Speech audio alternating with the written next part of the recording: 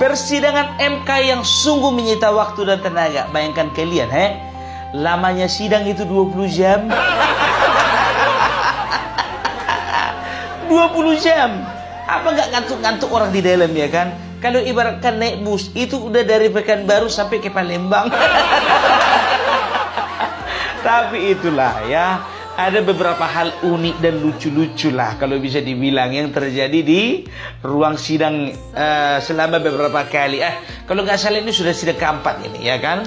Yang pertama itu, misalnya ada dulu pengacara, ex pengacaranya si itu loh, istrinya si Sambo juga ikut dan dia ditegur MK karena apa? Identitasnya berubah-ubah. Sebentar Patra MZen, sebentar lagi Arif Patra Wijaya. Aku cuma mau bilang sama kau, Patra, kau ini pengacara atau calo KTP? Kok identitas berubah-ubah?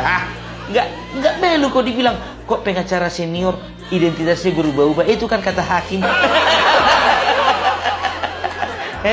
Kalau aku jadi kau, udah resign aku saat itu juga. Dan juga tahu enggak kalian, ya? Seperti contohnya ini si Bambang Wijanarko. Bambang Wijanarko atau Bambang Wijayanto? Bambang Wijayanto, BW, ya kan? Kawan ini ya meminta supaya Bapak Presiden Jokowi selaku Presiden Indonesia itu dihadirkan di persidangan. Bah, siapa kau? Kemarin kalian minta apa menteri, oke lah. Ini presiden kau suruh minta untuk di ruang persidangan dihadirkan. Kau siapa? Sekjen PBB. Ngawur kau Begitu juga kemarin itu tim 03 itu menghadirkan seorang Romo, ya. Nggak masalah sih mau Romo, pendeta, ustadz, dukun sekalipun. Karena apa? Berhak atau bisa saja dihadirkan ke ruang sidang. Tapi yang nggak masuk akal itu penggambaran atau pendeskripsian beliau tentang presiden yang seperti pencuri. Coba bayangkan kalian, berani dia bilang seperti itu. Dan itu ditentang habis sama Bang Hotman. Aku sendiri secara pribadi presidenku dibilang pencuri. Nanti dulu, apa dasarmu ngomong? Ngomong masalah apa? Karena bansos. Bro. Opung Doli. Bansos itu semua sudah ada ketetapannya. Penerimanya itu juga sudah ada data-datanya. Penyaluran bansos itu bukan sama seperti orang yang bagi-bagi takjil waktu di lampu merah. Nggak sama itu. Kalau orang bagi-bagi takjil itu kan nggak pakai data kan begitu. Nampak mata kasih, nampak mata kasih. Kan begitu. Kalau namanya bansos itu harus ada datanya. Data itu dari mana? Data itu sudah pasti dari RT naik ke RW naik ke kelurahan, dari kelurahan naik ke kecamatan, habis itu naik ke kabupaten, langsung naik ke pusat. Gitu loh maksudnya. Ini nggak sembarangan itu. Pencuri. Bapak, kalau makin tua itu Pak makin dekat sama Tuhan. Jangan makin dekat sama partai. Sampai jatuh ini kan. Baru ini kejadian di video kumpar belak. Ini lagi-lagi Bapak tadi ini Hadi bilang presiden kami pencuri. Siapa yang mau terima, ya kan? Begitu juga dengan saksi ahli, ya kan? Ingat, saksi itu pada dasarnya adalah melihat, mendengar, dan mengalami, ya kan? Begitu ditanya hakim, itu bagaimana itu? Tunggu sebentar dulu. Aku tunjuk-tunjukkan nih. Sambil-sambilan, jangan sampai lupa kalian ya. Ini skincare yang dipakai Opung Doli nih, Hasyanta. Kalau kepengen untuk kencang muka kita itu, walaupun kita udah tua, tapi ketika muka kita kencang, wow, muka kita ini penuh dengan kecerahan tanpa sandiwara. Kalau mau pesan ini langsung aja ke sini ya, ke sini. Muka kalian itu makin lama makin tambah kinclong. Opung jamin. Sampai mana tadi? Sampai saksi. Jadi saksi itu pada dasarnya melihat, mendengar, dan mengalami, kan begitu. Hakim masa menanya, ya kan?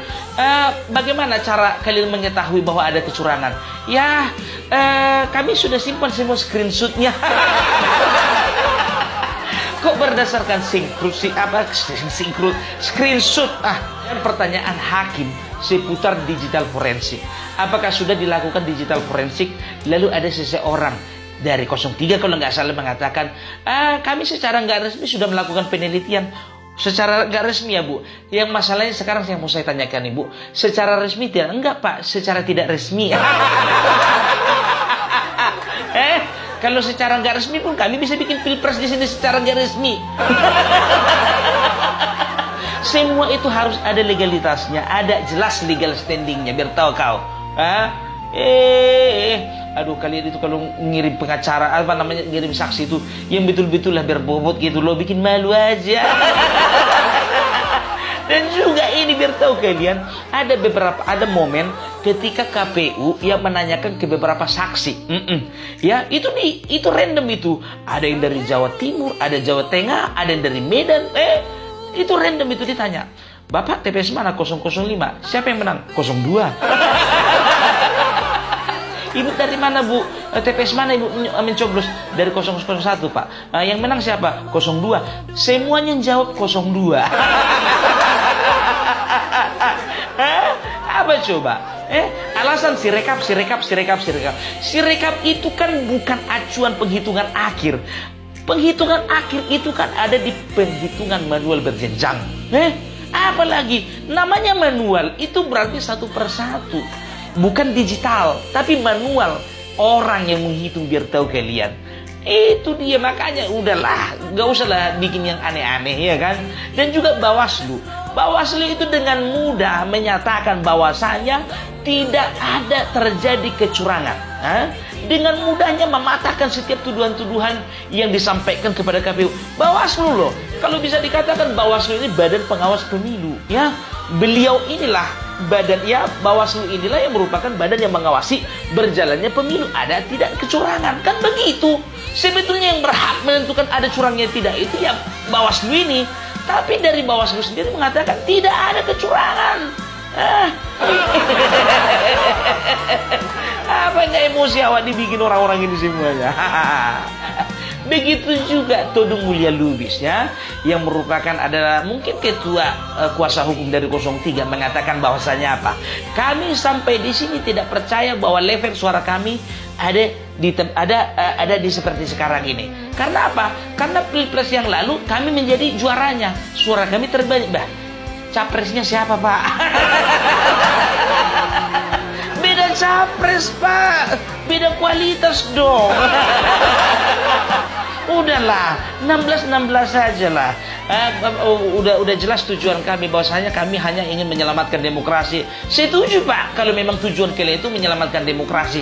Tapi kalau untuk menyelamatkan suara capres kalian Pak, maaf, sorry, udah terlambat. Kenapa? Langkah-langkah untuk menyelamatkan suara kalian itu sebelum pemilihan, bukan setelah pemilihan. Jadi, kalau kalian mau proteslah sebelum bertanding. Ini protes setelah kalian bertanding dan kalah. Itu yang nggak masuk akal gitu loh. Kalau misalnya kemarin pembagian nomor urut contohnya nggak hadir kalian, atau misalnya kalian protes, nggak akan terjadi pemilihan gitu loh. Ya, 01, 03 contohnya sepakat untuk tidak menerima Gibran sebagai calon wakil presiden 02. Kan begitu? Udah nggak akan terjadi pemilihan ini, enggak. Kan gambling kalian. Anak ikusannya itu mana bisa bikin apa-apa, suara nggak akan bisa didapatnya. Itu rupanya apa? Menang. Sekarang kalian protes. Baru juga tolonglah dulu saksi-saksi yang kalian hadirkan itu. Aduh. Coba ada yang misal yang apa namanya itu yang dari Medan itu kalau nggak salah itu kan tetangga saya nerima uang 50.000 Pak. Tetangga. Iya, siapa nama tetangganya? Ya tetangga saya Pak. Ya namanya tetangga. Tetangga namanya tetangga. Kau ditangkap polisi kemarin? Iya. Siapa namanya? Ya polisi.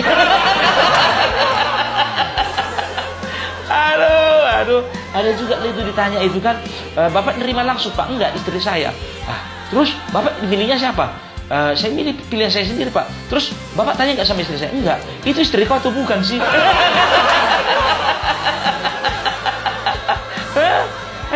Coba bayangkan dulu.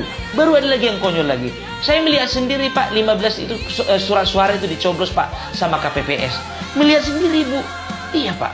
Pencoblosan lihat sendiri kan di bilik suara itu. Iya, saya lihat sendiri. Kayak mana caranya ibu melihat sendiri? Kan di bilik suara. Ada Pak, kayak saya dari sudut sebelah kiri. Banyak